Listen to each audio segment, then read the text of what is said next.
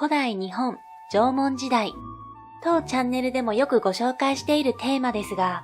近年、縄文ブームが訪れていると囁かれていることを皆さんはご存知ですか？昨年2018年に東京国立博物館で開催された縄文1万年の美の鼓動には、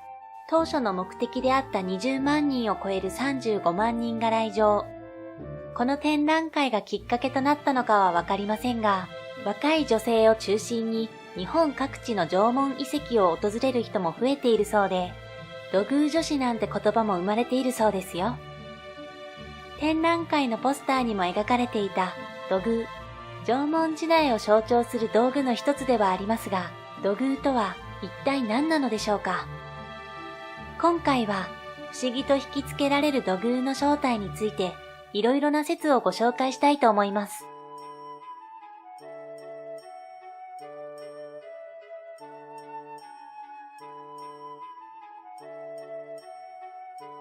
一口に土偶といっても、縄文時代は1万年以上も続いたと言われていますから、時代や地域によってその造形は様々です。遮光器土偶、ミミズク土偶、ハート型土偶などに分類され、縄文のヴィーナス、合掌土偶、中空土偶は国宝三土偶とも言われています。そんな多種多様な土偶ですが、ほとんどに共通している点があります。一つは女性を表しているということです。後期に作られたものに関しては例外もあるようですが、ほとんどの土偶は女性性を意識して作られたのではないかと言われています。豊満な胸や臀部を強調した形からも、土偶は女性を表現していると教科書で習った方も多いのではないでしょうか。そして二つ目は、発見されているものはほとんど壊されているということです。現在までに出土している土偶の数は約2万点。その中でほぼ破損がなく完全体のまま出土した土偶は全体の 5% にも満たないのだとか。1万年以上も前のものなんだから状態が悪いのは当然なのでは？と思ってしまいますが、研究によると意図的に壊されて埋められた可能性が高いそうです。この謎については、古事記に記されている穀物神、大月姫の神の話と関係しているという説があるようです。大月姫は、高間ヶ原を追放されたスサノオノミコトに様々な食物を与えていました。ある日、スサノオが大月姫の様子を見ていると、鼻や口、尻から食材を取り出し、調理していたので、スサノオはそんな汚いものを食べさせていたのかと怒り、大月姫を切り殺してしまった。すると大月姫の体から五穀と蚕が生まれたというお話です。女神を殺すと五穀が生まれる。つまり土偶を女神に見立てて壊すことで豊穣を祈ったのではないかという説です。これは縄文時代の死生観、縁感する命にもつながるものがあります。農耕は弥生時代からではなく、縄文時代から始まっていたという説も有力になっているようですし、土偶がそのような用途で使われていたということも十分に考えられますね。古代日本から続く文化として、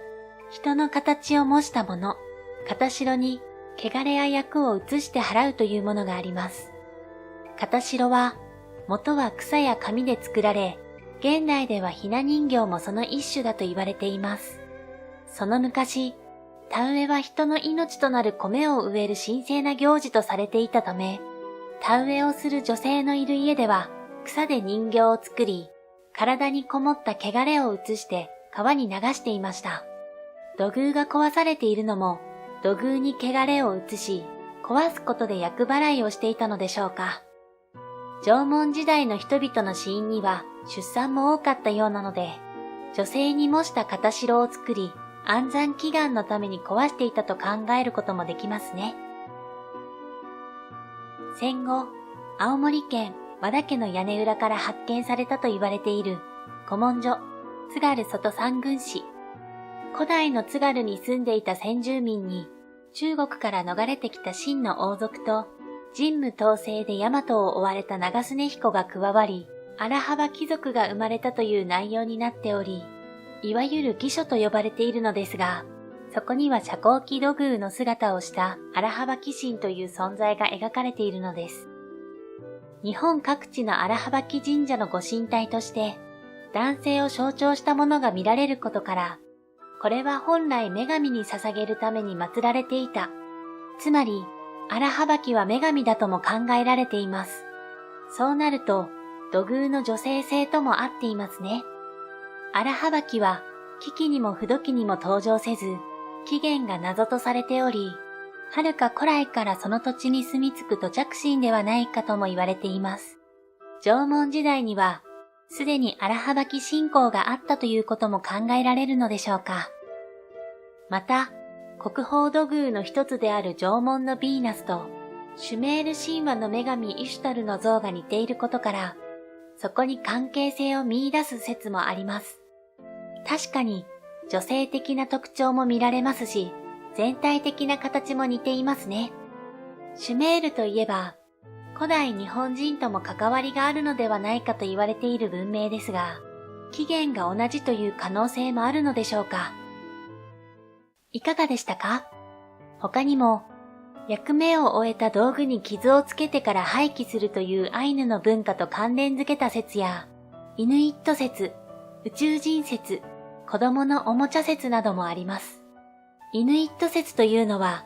遮光器土偶は縄文時代に大陸からやってきたイヌイットを模したものではないかという説です。そもそも遮光器とは、イヌイットが用いていた雪の反射から目を守るための器具のことを指し、これに似ているためにそう名付けられたのです。確かに、その時代は様々な民族が各地へ移動、拡散していたと言われていますが、そうなると、遮光器の歴史についても気になってしまいますね。宇宙人説については一見オカルトチックに思えてしまいますが、事実、土偶はミステリアスな形をしていますし、人間とは思えない表現がされているものや、腕の長い3本指の土偶もあるそうです。当時の人々が何を表現しようとしたのか、どうして作風が変わっていったのかについては、私たちにはわからないところではありますね。土偶は、たくさん発見される村や、全く発見されない村があるなど極端だったり、一切発見されない空白の時代があったりなど、まだまだ謎が眠っているようです。謎が多くも、なんだか神秘的に感じてしまう古代日本の世界。昨今の縄文ブームも、そういうところに魅力を感じる人が多いのかもしれませんね。